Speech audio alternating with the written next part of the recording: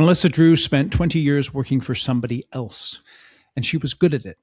She built complex projects, she climbed the ladder, and then she hit her 40s and asked herself a question that every experienced construction professional eventually faces. What if I did this on my own? So she made the leap. She started InSite Build, a construction management firm on the eastern shore of Maryland, focused on complex state-procured projects. 4 years in, she says it's the best thing she's ever done. Now, Melissa's not some outsider who read a book about entrepreneurship. She came up through Holder Construction. She spent time at Gilbane. She knows what big company structure looks like. And she walked away from it because she believed she could do it better, smaller, more nimble, more personal. We're going to talk about what happens when teams move too fast at the start of a project, why 2 extra weeks of planning can save you months of rework, and how she builds trust with contractors so that when the hard conversations come, the relationships survive. If you want to know how to start and build a construction company and how to thrive in the midst of complex projects, this episode is for you. Let's dive right in. This is Eric Anderton, and you're listening to Construction Genius, a leadership masterclass. Thomas Edison said that genius is 1% inspiration and 99% perspiration. If you're a construction leader, you know all about the perspiration, and this show is all about the 1% inspiration that you can add to your hard work to help you to improve your leadership.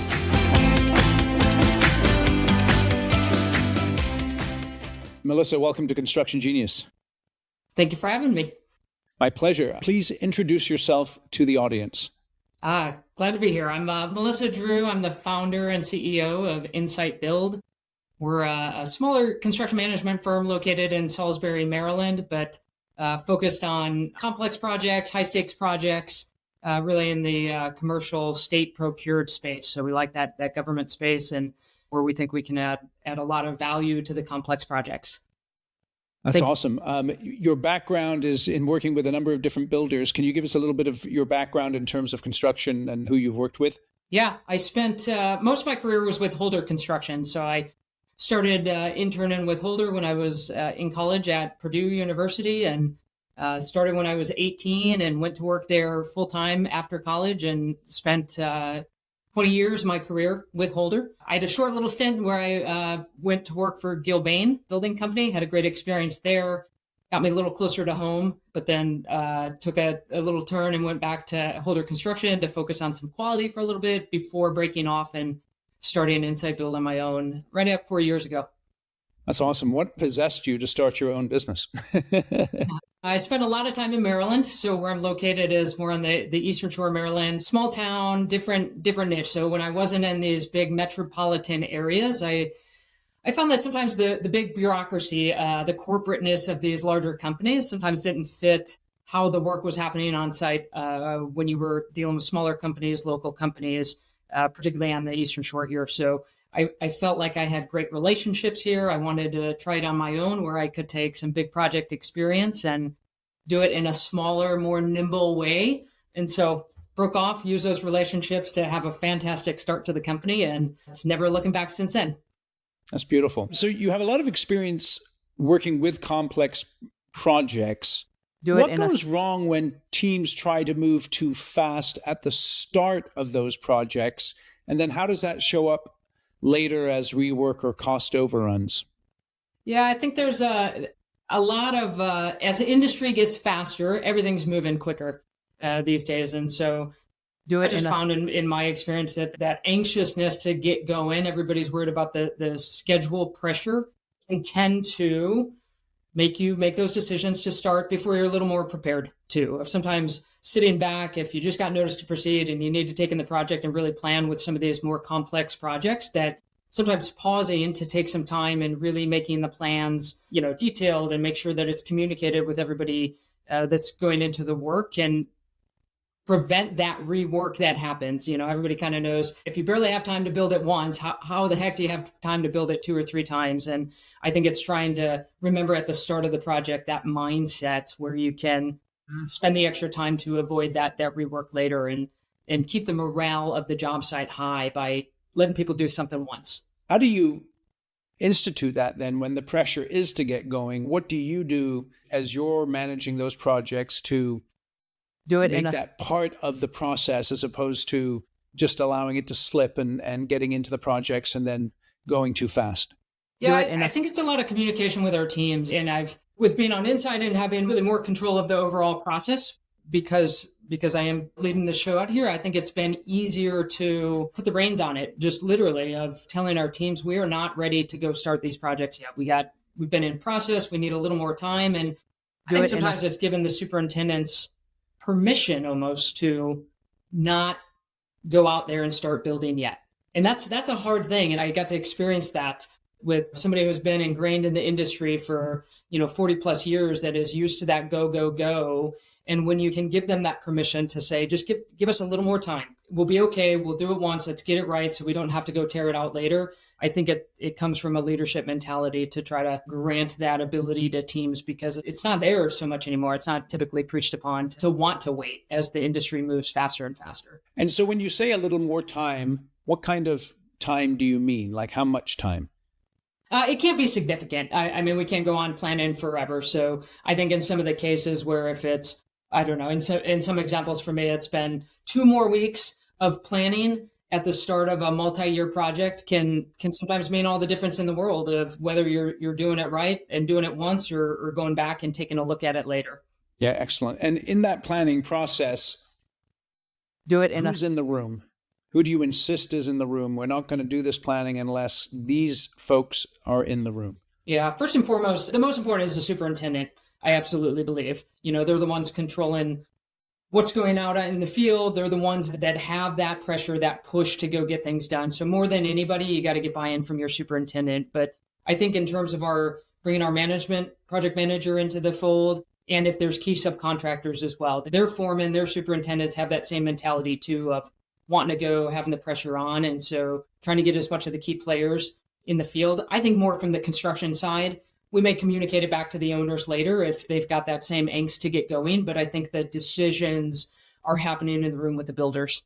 So as the construction manager, are you hired typically by the owners of the project? A lot of the jobs that I work on, we're hired by the state entity that runs the project. So it's not usually the user group is maybe how we would separate it. It may not be the university itself. It may be the managing entity for the state that oversees all the university jobs, or in the institution we have in Maryland, it's the Department of General Services may oversee all the institutional projects. So in that role, what have you taken from your experience working in construction companies that enables you to be effective there? I think by far it's communication, and it's sharing the vision and the plan that we have. And I think if you can articulate that there is purpose to what we're doing and it's thought out, that people tend to trust in that. It helps, that communication helps build that trust that things happen for a reason. It's not that we're just not starting a project because we're not ready. It's because we can go say the things that we're trying to accomplish in more time, in the preparedness that we have going into projects. So communicating to people has got to be paramount to everything that we do out here. So in your role currently, are you viewed as an advocate for the contractor or an advocate for the client? That's a great question. I like to be viewed by each as their own advocate. I think it's a really fine line to dance between making both entities feel like you've always got their best interests. And I think it's possible to go do that. It takes a lot of thought towards it and knowing the interests and when you can help share the other person's side. I think in our role as construction managers, the subcontractors out there, our trade partners, are always going to think that we have the client's best interest in mind. And I think part of what I wanted to do differently with InSite, and we're very intentional about this, is to be able to say we have to have our contractors' interests in as well. They're the ones that are going to lead to the success for our clients if we have their interests in mind as well. And so I love playing both sides of that to try to make everybody feel like their input matters and their success matters on the team, because I truly believe it does for the overall success of the project. What advice do you have for contractors, whether they're GCs or specialty contractors, about the way that they interact with someone like yourself, a construction manager in a complex project? I would say to not go in with the mentality that it's just going to be another dogfight that may be industry, I don't want to say industry standard, but may be known in the industry for that. That if you find different contractors, and I know we're not the only ones out there that way, but it is probably more the minority of folks that want to have that team approach, that go after it and give them a chance and let somebody prove first the outlook that they're going to come with the job, and if they can really kind of walk the talk that they say and that they preach. What repeatable systems or planning processes have you found make the biggest difference in outcomes, especially when budgets are tight and schedules are compressed? I think getting back to the basics sometimes are just visuals. I mean, I'm a very visual person. I find our team is as well. And I do try to take the extra time to make sure that we have plans in front that can outlay these, whether it's site logistics plans or sequence of things. I mean, we can have jokes sometimes about too many animated PowerPoints going on, but I think there's time when you take the time to create a visual for somebody that it absorbs so much more of what the long-term plan is, the direction that people are moving, when they can see it and not just sit in a meeting and talk about it. And I think sometimes we just get away from the simplicity of that. Interesting. All right, quick break to talk about my book, Construction Genius. This is what I want you to do. Go to Amazon, search for the book, read all of the 5-star reviews, because there's a ton of them. Over 50 to be precise. And the reason I want you to read them is because real people wrote those reviews who've actually read the book. And it'll give you an idea of why you should go and buy a copy right now on Amazon. And here's the deal. If you purchase 10 or more copies for your company, and then send me an email, eric@constructiongenius.com, I'll come in via Zoom and do a 1-hour Q&A and a bonus training session with your team at no charge. I normally charge $4,500 for an hour of my time. And again, for you, I'll do it at no charge if you buy 10 or more copies of my book. And the reason you should buy it is all in the title. It's effective, hands-on, practical, simple, no BS, leadership, strategy, sales, and marketing advice for construction companies. So if you're in the construction industry, this book is for you. So you can get it on Amazon. You can also get it on Audible in the audio version as well, narrated by yours truly. And I know you'll really enjoy it. So go out and get the book. And now back to the interview.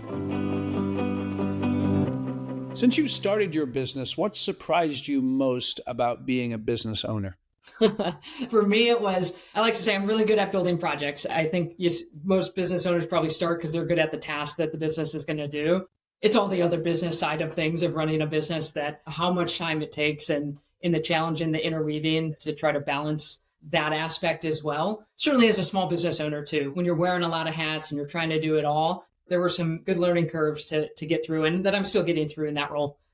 Yeah, interesting. As you're working in a project, how do you identify and address risk early on so expectations stay aligned with the goals of the owner before the work even starts? I really think it goes back to that communication piece. I think you've got to get conversations started early to understand what everybody's viewpoints are coming in. What is it the owner and the client? Again, we work with, the entities that may administer the project are different than the user groups, and they have completely different interests in the project and what they're worried about, whether it's some may be focused on cost and schedule. That might be an issue. Some may be the functionality of the institutions that we're at and the impacts to facilities.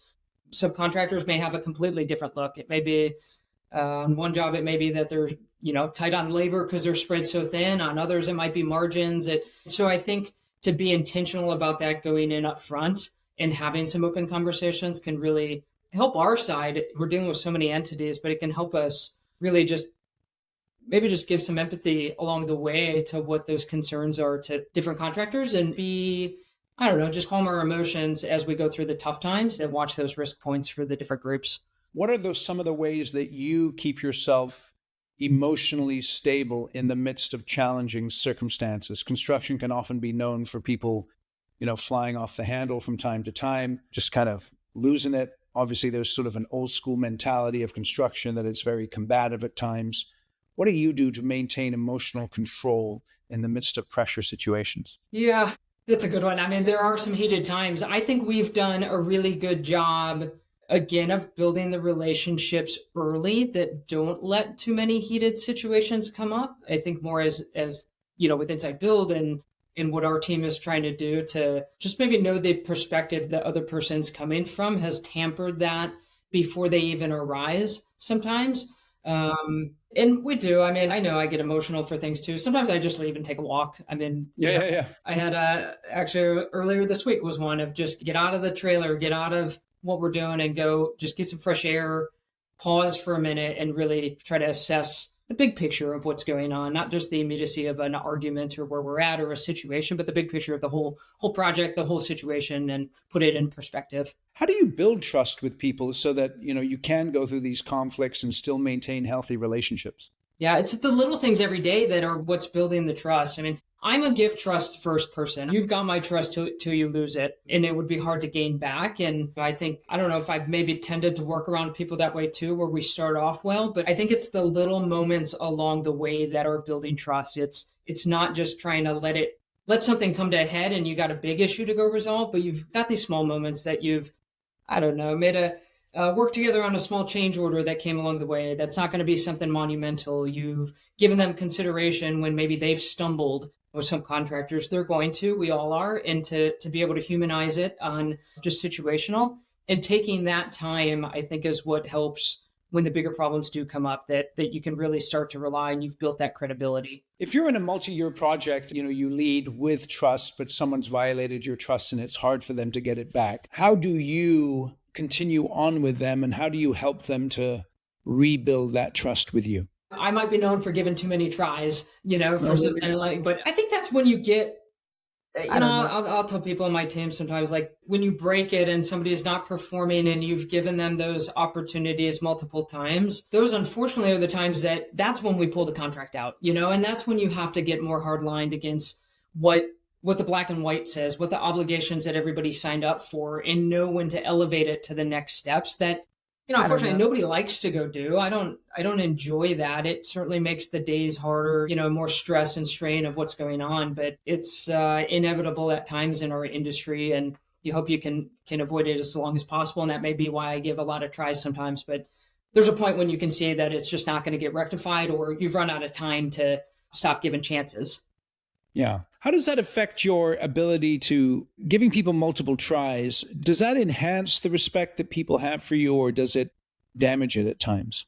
I think it can do both. I know I've balanced the lines sometimes with it can be damaging when people then don't feel a toxic subcontractor can lead to other toxicity on the job, right? And if it comes across that there's too many tries and you're not dealing with that situation, it does have that ability to go break down that trust. And again, it's a fine line to dance with where it is. And, I hope people would trust an overall judgment of where to go with it, but also feel okay to call out too. And just for the people who have some opinions to say, it might be even for the leader to say, we got to take some action or help voice if there's chatter, a lot of chatter on the jobs about things and let those things be known so that we can rectify it. What could a contractor do so that the relationship is damaged to an extent where the next time you have an opportunity to work with that contractor, you would actually walk away from the project? What can the subcontractors do?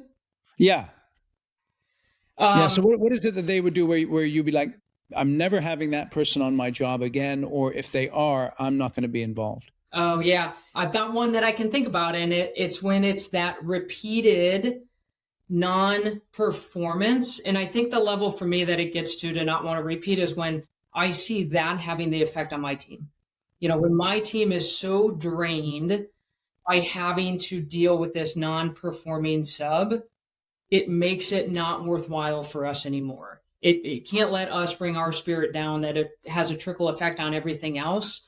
And if somebody is repeatedly going to do that, then it's just, I got to come back and say it's just not the right fit, regardless of a bid price or that may make us successful in others on bid day. It's not the right situation if our team's going to get drained by it. How do you balance the need for your business to grow with your concern for your team's morale when it comes to building tough projects? Yeah, working with those tough subs. Yeah. It's a tough one. For me, it's trying to help our team see some of the bigger picture. One thing about where I'm located on the Eastern Shore here is, and one thing I love about it too, is that there's not a whole lot of contractors here. We're not in the Metro DC and Baltimore markets where you have a ton of subs, and when you don't like one, that you can move them to the side and just pick another. I mean, there's some of these trades, you got two choices to go with. And so it doesn't make some of those situations less frustrating to go work with, but I think trying to share with our team just the bigger picture of that situation is how do we continue to work through it? And equally, I think too, if it's personnel related with levels that aren't at the leadership, I mean, I think it's my responsibility to have that open conversation with the leadership of the other company to say there's not the right fit of people here that are causing strain to the team, and that how do we together try to make that person. I think there's onus on us too, even from a subcontractor side, to make those folks better so that they can perform better on our job sites where we need them, and try to help elevate the level of performance by everybody.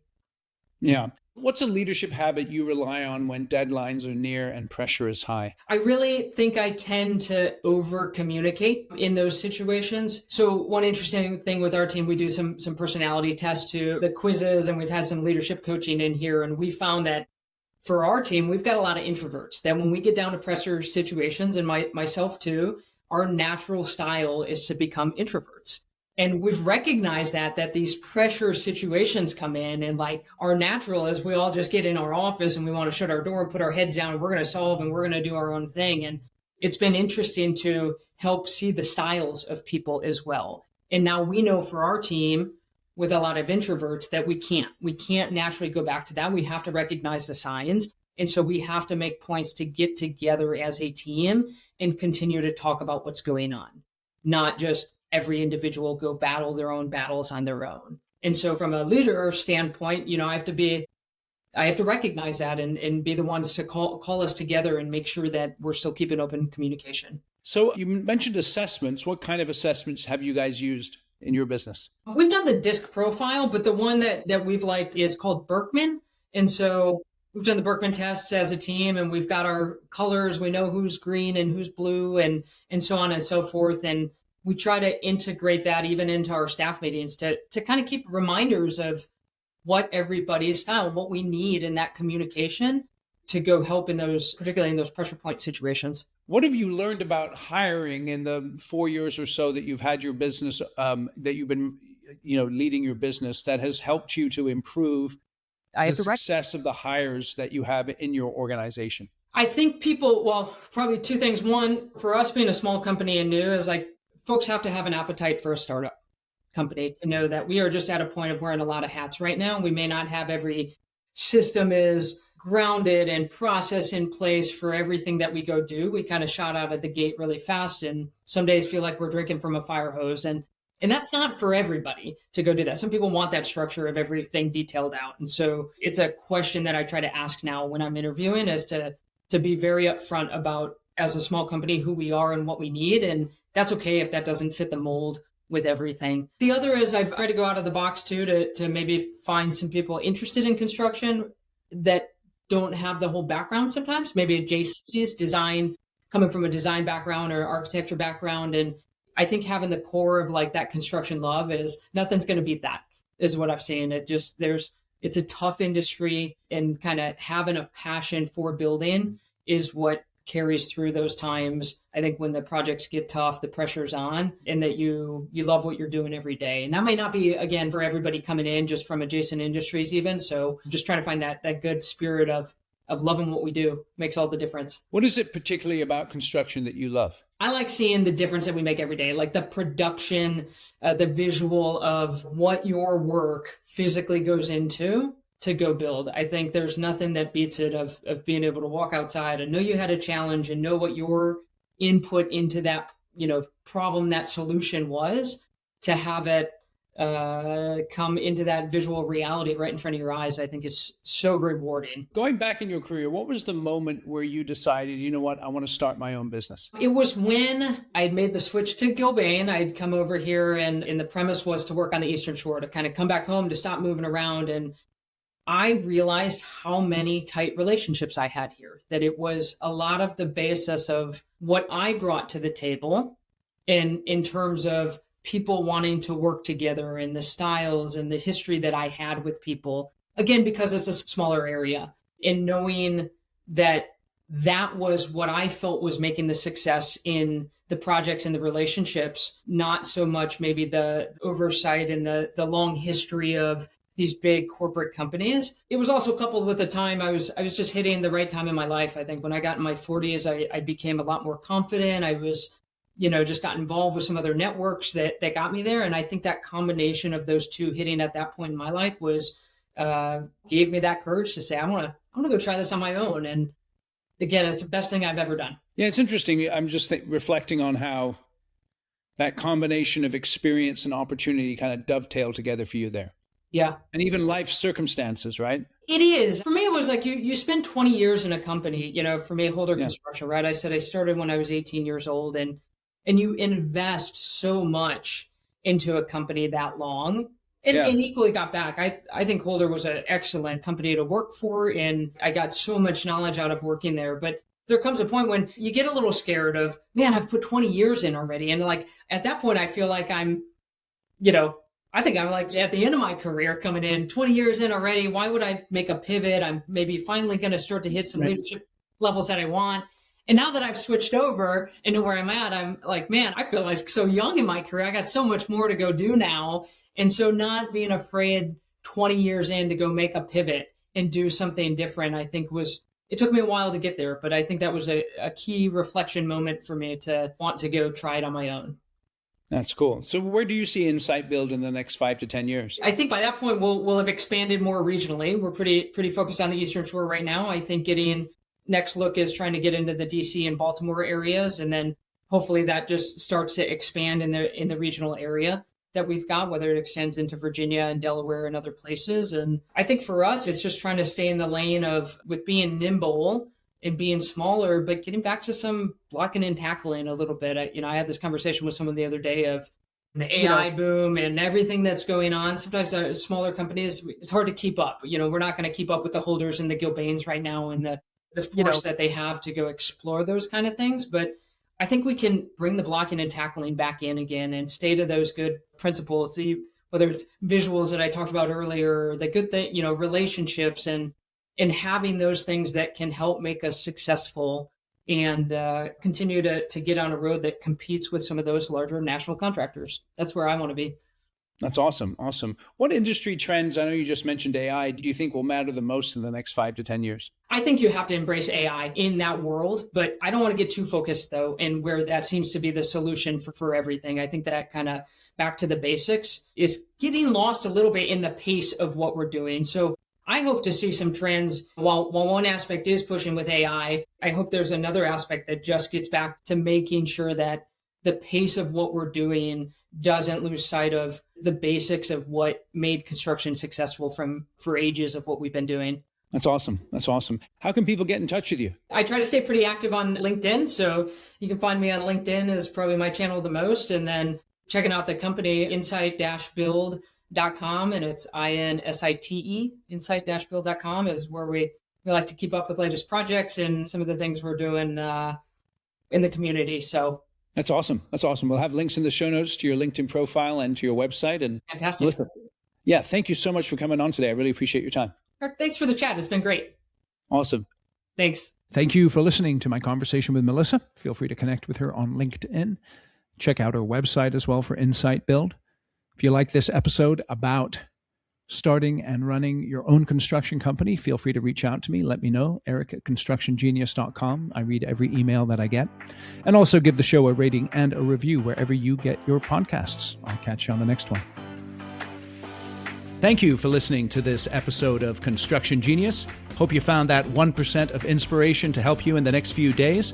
If you like the show, please give us a 5-star review on iTunes. Share it with other construction leaders who you think would benefit. And always remember that the show is brought to you by Kick-Ass Meetings.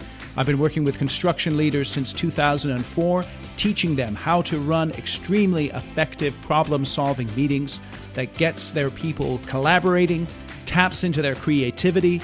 And to get yourself a free copy of the Kick-Ass Meeting Report, go to www.ericanderton.com. www.contractors.com/kickassmeetings. Grab yourself that free report, read it, use it in your business. You'll find it extremely useful. And thanks again for listening.